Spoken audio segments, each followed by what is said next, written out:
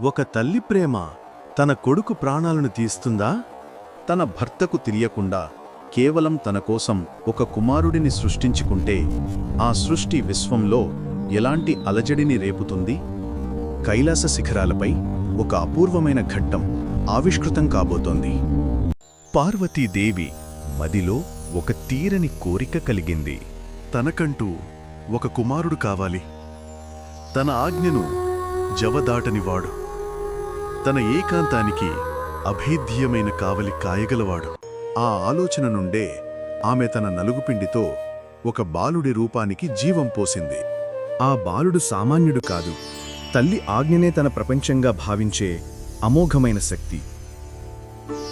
తాను స్నానానికి వెళ్లి తిరిగి వచ్చే వరకు ఎవ్వరినీ ఏ కారణం చేతనైనా లోపలికి రానివ్వవద్దని ఆ బాలుడికి ఆమె ఒక కఠినమైన ఆజ్ఞను జారీ చేసింది. కొద్దిసేపటికి అక్కడకు మహాదేవుడు, సాక్షాత్తు పరమశివుడే వచ్చాడు.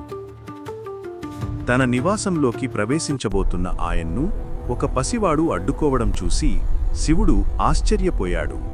తన దారికే అడ్డొస్తావా అని గర్జించినా ఆ బాలుడు చలించలేదు. శివుడికి ఆగ్రహం కట్టలు తెంచుకుంది. మాటలు పెరిగాయి. యుద్ధం మొదలైంది. ఒకవైపు విశ్వాధిపతి, మరోవైపు తల్లి ఆజ్ఞకు కట్టుబడిన కుమారుడు. కైలాసం దద్దరియ్యింది. భీకర పోరాటం తరువాత శివుడి ప్రళయ రుద్రరూపం ముందు ఆ బాలుడి శక్తి సరిపోలేదు. మహాదేవుడి త్రిశూలం గాలిని చీల్చుకుంటూ వెళ్లి గణేశుడి శిరస్సును ఖండించింది. శబ్దం విని బయటకు వచ్చిన పార్వతి తన కళ్ల ముందే రక్తపు మడుగులో పడి ఉన్న తన కుమారుడి మొండాన్ని చూసి ఆమె గుండె పగిలింది. ఆమె దుఃఖం అగ్నిపర్వతమయ్యింది. ప్రేమగా సృష్టించిన ఆమె చేతులే ఇప్పుడు ప్రళయాన్ని సృష్టించడానికి సిద్ధమయ్యాయి.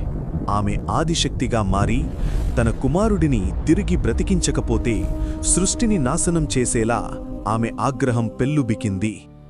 దేవతలంతా భయంతో వణికిపోయారు.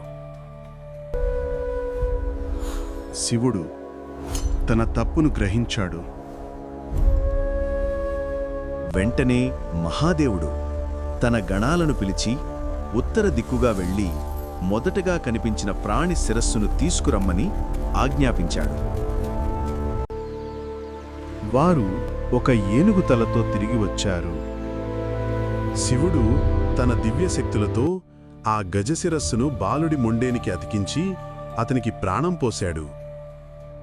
గజాననుడుగా పునర్జన్మ పొందిన తన కుమారుడిని చూసి పార్వతి శాంతించింది. శివుడు అతన్ని దేవతలందరిలోనూ ప్రథమ పూజ అందుకునేలా విఘ్నాలను తొలగించే విఘ్నహర్తగా వరం ప్రసాదించాడు. ఆ రోజు ఒక తల్లి ప్రేమ విశ్వాన్ని సవాలు చేసింది.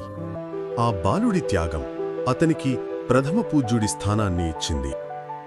అందుకే ఈ రోజు కూడా మనం ఏదైనా కార్యం మొదలుపెట్టే ముందు ఎలాంటి అడ్డంకి ఎదురైనా ఆ విఘ్నహర్తను తలుచుకుంటాం. మీ జీవితంలో అధిగమించలేని అడ్డంకి ఎదురైనప్పుడు తల్లి మాట కోసం మహాదేవుడినే ఎదిరించిన ఆ గజాననుడిని ఒక్కసారి స్మరించుకోండి. సంకల్ప బలంతో ఆయన్ను ప్రార్థించండి. మీ మార్గంలోని విఘ్నాలన్నీ తొలగిపోతాయి. ఓం గం గణపతయే నమః.